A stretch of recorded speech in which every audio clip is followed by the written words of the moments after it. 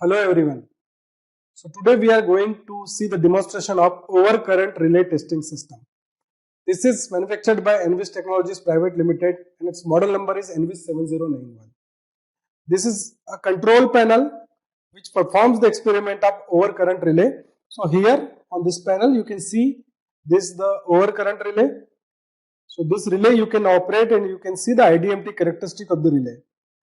For this performance of this experiment, you need certain things which is power supply, and since it is a overcurrent relay, so you need to have the accessory for injecting the current inside this relay. So for that purpose, I am having a rheostat so that with the help of this power supply, I can produce the current and that current can be fed to the relay. And when the current crosses the specified rating of the relay, the circuitry or the transmission line gets tripped off. So to understand and explain this phenomena, we have also given a LCD display where you can see the value of the current, and this is the transmission line which is shown here. Circuit breaker is given. As we know that relay are just a sensing element, they are doing the sensing part, but for circuit breaking we need a circuitry, so that circuitry is also given. And after the transformer you can connect your load. So on this distribution, this load is connected.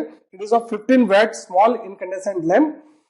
Instead of this lamp, you can even go up to the 40 watt of lamp also, but preferably to work with the 15 watt of lamp, which is enough for this experimentation. So now we will make the connections. So before connecting, I will explain you the other parts of the product also. This is the power supply section where you can get the single phase AC supply, which can be varied from 0 to 270 volt. So a variac auto transformer is given on the panel. This supply can be connected to the voltmeter and ammeter, and a rheostat can be connected for generating the current, and then circuit breaker connection can be done on the anode terminals of the relay, and this relay circuitry for setting the current is also can be connected to this current coil. So now let us make the connection one by one. So these are very easy to remember also, the connections are very easy to remember. So first phase I am connecting to first part, this voltmeter connection. So this is the first terminal of the circuitry, and then neutral is connected with the neutral. As soon as you connected these two terminals, you are ensured that you will get the supply on the LCD display. Now I need to measure the current also, so that's why I can connect the ammeter also in series.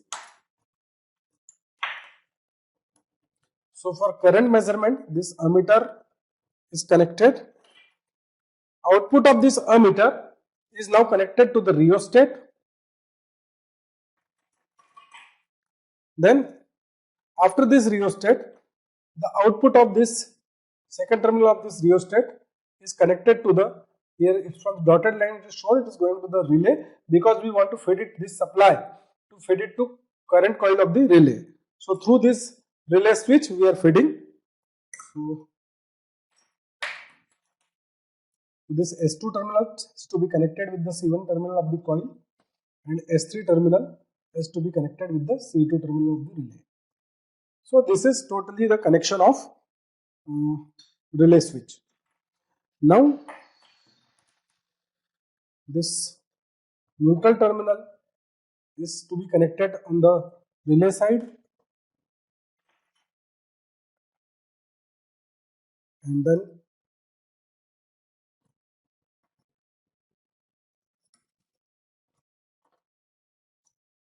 first this S3 is connected on this point, and then this S5, the terminal is connected to the C2. Now the circuit breaker connections are required to connect. So this circuit breaker coil is to be connected in series. So that's why this is connected in series with the anode terminals of the relay.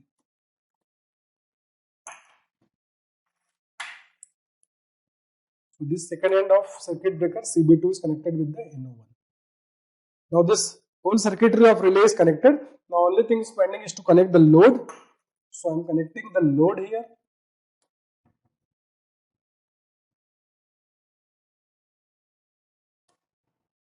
So this load lamp is also now connected.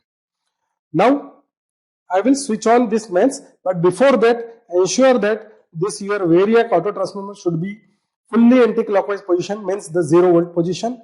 Your switch of relay should be in off condition. There are 3 conditions given for this switch. One is the relay on, second is the off, and third is the current set. So normally you have to keep in off condition when you are not working on the training system. When you will start performance of the experiment, then it is required to set the current with the help of rheostat. So you have to press it for the current set position. Then third one is the relay on. When you do the relay on, at that time the timer will get started. Now lastly, the load rheostat has to be connected. So before connecting the load, ensure that your rheostat maximum resistance should be maximum on this point. So this variable knob is set on the condition such a way that the resistance should be very high fully at this position. So I am connecting these 2 terminals of rheostat on the rheostat position of this circuitry. So this rheostat is also connected, load is also connected, the circuit breaker is also connected, current coil is also connected, supply has been given. So everything is now, we are ready to perform the experiment. Again check, this relay switch should be in the off condition. Now I am going to switch on the MCB.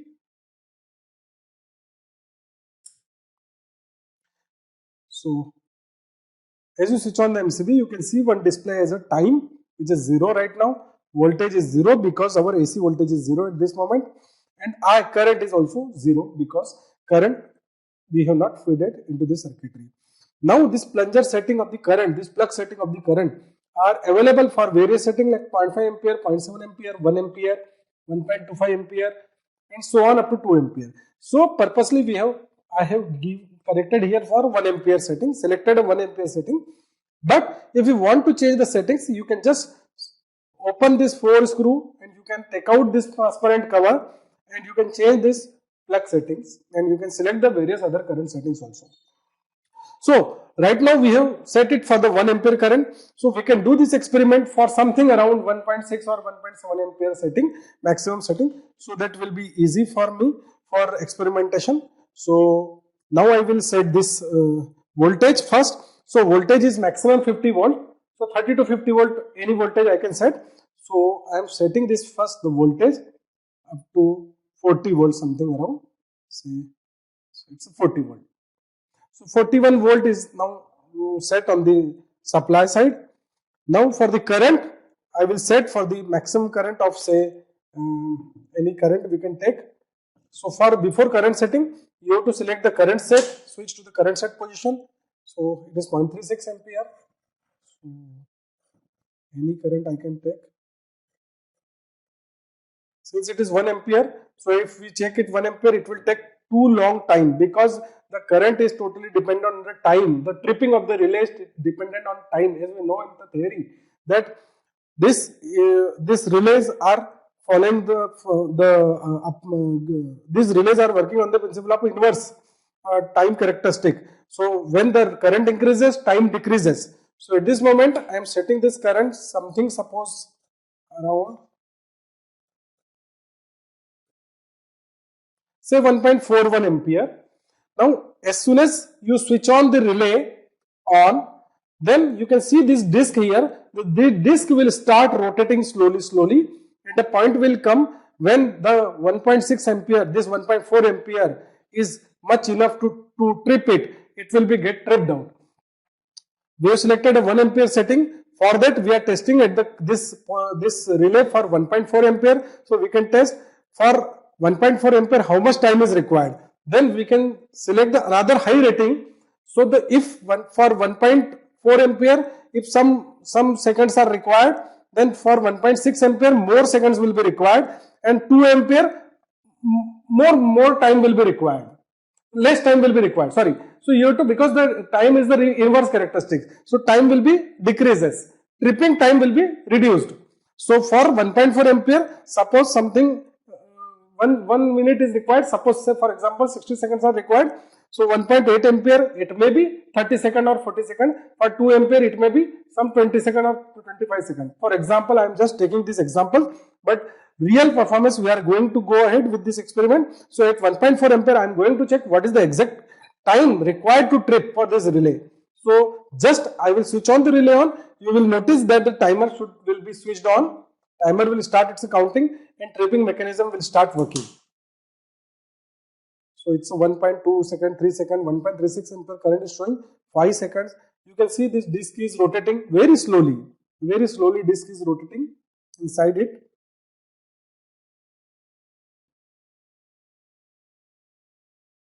"17" has been passed, but this is not tripped. 21 second, 22 second has been passed. Relay is not tripped till now. 26 second, 27. Yes. Now at 28 seconds, the relay has been tripped. So for 1.4 ampere current, 28 seconds are required. Now if I increase the current more, then the time should be decreased. These characteristics ultimately we are going to study. So let us see that also. But before that, don't forget to reduce the voltage at 0, and you have to set the plunger again. This reset the relay, so that relay is again in the on position. Now again I will set the voltage up to. Now we have to first set the current setting switch position and select the voltage for 40 volts, same. Now I will set the current from 1.4 ampere to say something about 1.7 or 1.8 ampere. Now current is increased.